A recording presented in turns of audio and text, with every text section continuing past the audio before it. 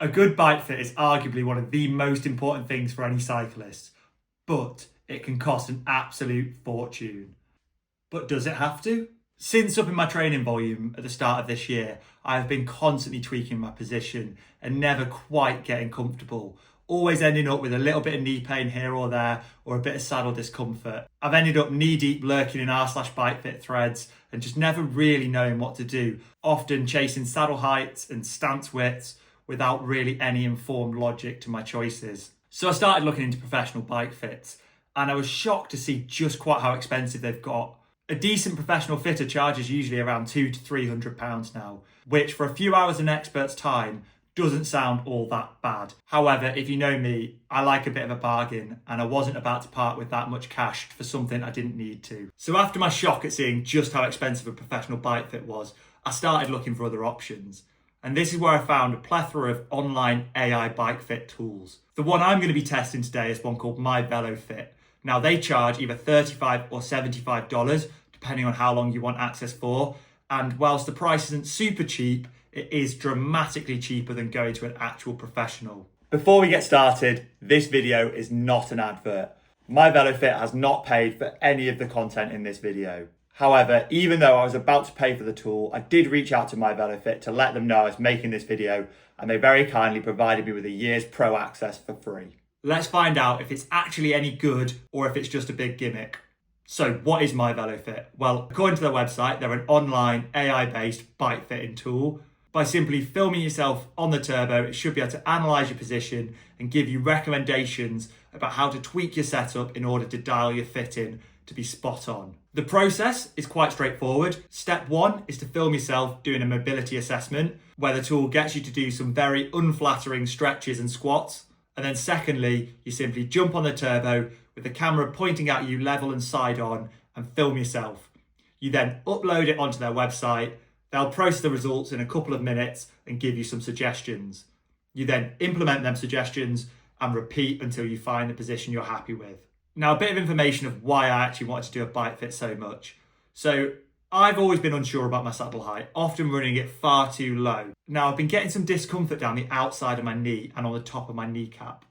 The discomfort on the outside of my knee is definitely very mild IT band syndrome, because it's exactly the same as I used to have when I was running a lot. Now, it caused me a lot of problems running, so I'm really keen to stop it in its tracks and not let it develop any worse. I've seen online that is potentially linked to a saddle too low, so hence why I wanted to dive into my fit properly. Also recently, I've been getting some real burning sensations at the top of my quads when I've been pushing really hard on long sort of threshold and VO2 max efforts. So I do think my poor position is also affecting my power output. Okay, I've just thrown my kit on now and let's get started with the process. So first up then, I'm performing the mobility assessment. Fortunately, on the website, there are some really good detailed guides of exactly how to do all the positions, making sure you stay perfectly in frame for each one. It wasn't too hard to do, and I managed to get it right in just a couple of takes while looking really stupid in the process. Once that was all done, I got my results uploaded to the MyVeloFit website, where they then processed it in around 2 or 3 minutes. So the results are in, and it's not looking too pretty. My forward bend, depth of squat, shoulder mobility, and right shoulder movements were all suggesting they were rather limited, with only my knee extension and leg extension, along with hamstring flexibility, being great. MyVeloFit will then use this results to guide my bike fit. To start with, my bike has 38cm bars, a 110 stem, and a 77cm saddle height, and the frame size is a 56. Next up, it's time to hop on the bike and see what it thinks of my position. There are pretty good, clear instructions for how to set up the camera so it's perfectly horizontal and around 3 to 4 meters away from your bike. Just bear in mind, you do need a rather big room for this. Okay, initial video filmed. I'm just waiting for the AI to process on my computer, and let's see what recommendations it has. One really key takeaway that it's saying is my saddle is too low.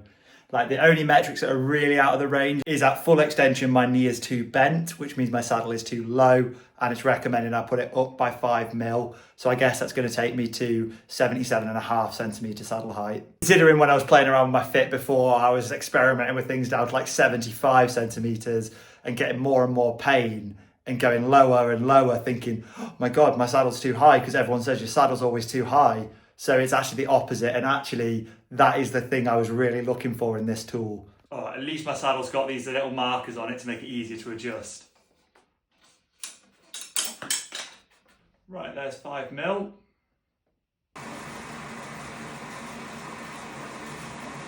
Right, we're just waiting for the second attempt to reanalyse now, and let's see whether it makes any more suggestions. I think it said it's going to talk fore and aft position now. Okay, well, we've got the results now. Again, it's saying to put my saddle up by 5 mil. So it's still obviously not happy there. Again, you can see my fully extended knee angle is still way too tight. So I do wonder whether this was causing any of my knee pain. This is the one thing I'm really grateful of, actually being able to put numbers on these things. I was going in the complete wrong direction trying to diagnose that before, trying to put my saddle shorter and shorter and shorter. And obviously I've just been making the problem worse. So actually having a number on that now, I know what to optimize. So let's get back to the drawing board. So while waiting for that to analyse, some quick little thoughts. I really like how it gives you that instant feedback. Film another video, feedback, film another video, feedback. And it's only getting to adjust one metric at once. It said it won't let me do fore and aft until after I've dialed in the saddle height, because otherwise you're going to confuse things. And actually it's really generally recommended with these things so you don't make something worse in trying to fix a different problem. Results time. Interesting there. It still says, even though I'm a bit closer now, my saddle is still on the low end. It's saying the fore aft looks good now at least. It's saying the handlebar height looks about right and the reach looks about right. If anything, slightly on the short side. I was planning to swap to a 120mm stem, so I think I will do that next. We have a look at my stats. Yeah, it's still saying my knee extension's very, very, very tight at the depth of my stroke. So actually I probably could still go for slightly higher saddle height. As I said in my AliExpress parts video, the benefit of these cheap Uno stems is I can buy loads of different sizes to experiment with. So I've got another 120mm here that I think cost me about a tenner. I'm gonna throw it on and we'll see how it feels on the fit. The thing I am loving about MyVeloFit is every time I do make a change, it gives me numbers to go off. I can actually empirically measure how much stuff's changed, not just off feel, which sometimes you can be quite misleaded on. Adjustments done, let's hop back on the bike and see if it made any difference. We're now at a saddle height of 78.5mm, and I've increased my reach by 10mm as well. I've realised I've recently been struggling to pedal at a good cadence, and I think a lot of it has been to do with having my saddle far too low. Let's see what MyVeloFit thinks.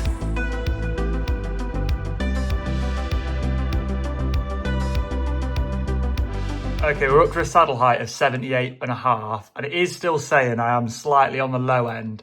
However, I think I'm going to leave it there as it was feeling pretty good. Thinks my fore aft is fine. It does say my bars are quite low, but I like the front end really low and I'm trying to get used to it.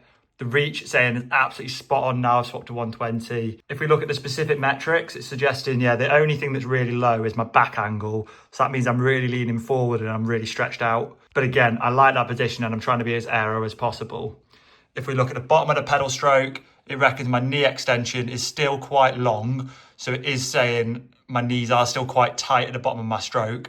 But I think some of that's from my ankle mobility and I could probably work on that. My open hip, it's saying, isn't opening very wide either. Hence why I think it's saying I'm still a little bit lower. And it's saying my arms are very bent. But again, I'm trying to learn to ride in that sort of a position. Interestingly, you can pay another $75 and someone will actually sit down and review all your metrics. So I guess if you're not sure, that is always an option. And even then, it'll be still way cheaper than a proper professional bike fit. Well, the best way now for me to test how good this is to jump on the bike, brave the horrible British weather and give it some miles. I'm going to do a mix of indoor and outdoor riding over the next week or so, and I'll come back to you at the end of the week with my final thoughts on whether I think you should give MyVeloFit a go. According to my YouTube stats, only 7.8% of you are actually subscribed to this channel. As much as it's just chasing a number, it really does help the channel when I'm trying to get in touch with brands to let me try their platforms. So if you want more content like this in the future, get yourself subscribed down below. Let's get out onto the road and see how this new position feels then.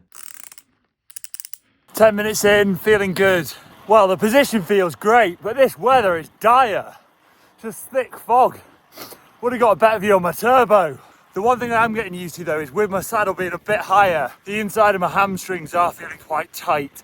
I think that's just because I'm not used to quite the motions they're doing at the minute. Okay, after yesterday's success riding outside, I'm now going to give it a bit of a torture test on the turbo. If anything's going to show me any issues with my fit, this will be the one. So let's give it a go. And yes, my bike is absolutely filthy from the weather yesterday. I haven't been bothered to clean it. 10 minutes in, so far so good. It is taking a little bit to get used to the position actually. I'm not used to being so high up, but I have noticed I get less of an issue with my legs rubbing on the inside of my saddle, which is a bonus. Okay, we're getting back on the turbo for one last time this week before I'm going to give you my final verdict on how this has been.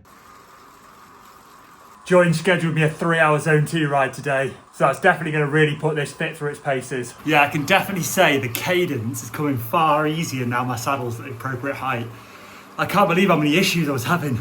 Just trying to do like 85, but now no problem. So that is definitely one big success from this bike fit. 2 hours in then to my 3-hour turbo torture test. Don't feel like torture at all, to be honest with you. Feels really comfy. I'm a bit too hot and sweaty, as you can see. But yeah, I think I have finally nailed this position. Right, that's 3 hours done. Time to get myself showered up before I leave you with my final thoughts on MyVeloFit as a platform. It's time for my final thoughts on MyVeloFit. I'm going to start with talking about the things I find really good about the tool, and then I'm going to talk about some of its limitations. The biggest win for me is that you get numbers on the metrics about your bike fit. For example, it's actually measuring my hip angle, so I can make an informed choice myself about how I'm going to adjust my fit based on these numbers. They also have a really good resource library full of really useful information guiding you through the fit process and helping you make them good informed decisions. The other thing I really like about the platform is it's not just a one-off event like going to a professional bike fitter would be.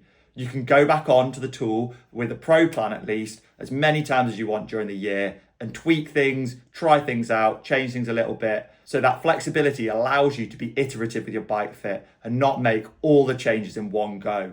Especially if you're making quite major changes, it might be quite good to just do a moderate saddle height increase or decrease, see how it goes, then try a bit more in future. One example of this is I'm quite keen to try some slightly shorter cranks in future. If I was using a professional service, I'd have to go and pay again to get another fit once I'd changed my cranks. However, with MyVeloFit, I can just try them and measure it with my camera and see what they think, and measure things like exactly how I need to tweak my saddle height to offset for the crank length change. The other thing I like about it is, for example, I buy a new bike. Now, every bike is slightly different in how its fit is. So yes, you can try and replicate a fit from one bike, but with this tool, I can just throw that on the turbo and get it to analyze my position. So I can dial in the exact position on each bike. Also, throughout this year, one of my big goals is to work on my mobility. If you saw, my mobility assessment was really poor.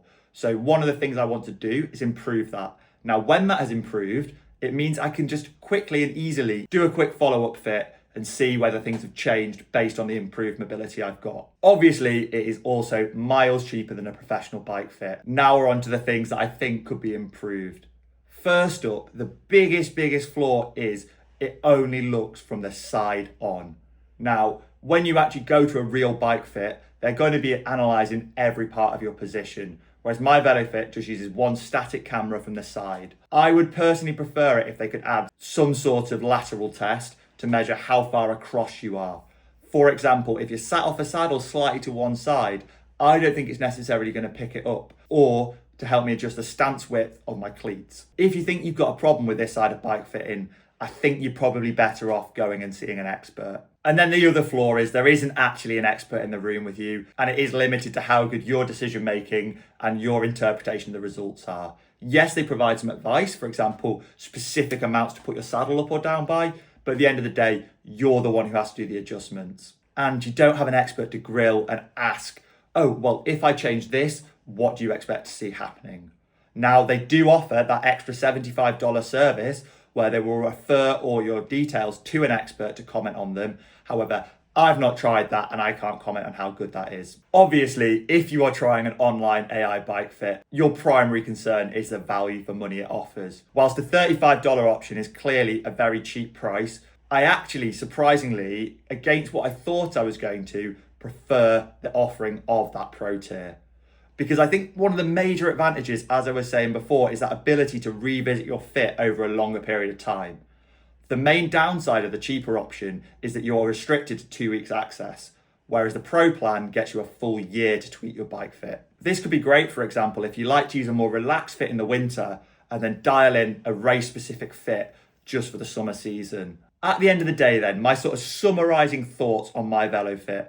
The best comparison I can think of is it's a bit like being a home mechanic. Now, some people want to just pay an expert and get it done properly, professionally, and get it done once for a set fee. And now that's like taking your bike to a bike shop or going to a professional bike fitter.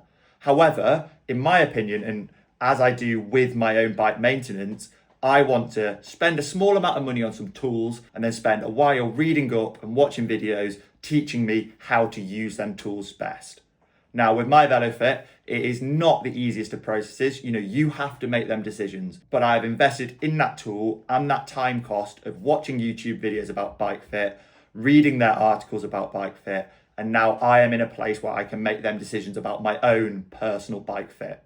So I think if you're the sort of person who's willing to save a bit of money and learn the skills to do your maintenance at home, you're also the sort of person that this kind of bike fit platform really should appeal to. Get active in the comments down below. It really helps the algorithm, and let me know, have you tried MyVeloFit and how did you find it? Were there any other limitations that I've not mentioned, or did you absolutely love it? Next week, I'm off to Mallorca, so actually having my bike fit measurements is really going to be easy for when I'm hiring a bike out there. And I'm going to be doing a full threshold power test up Sacalobra. You don't want to miss it. Get yourself subscribed down below, and I'll see you all in the next one.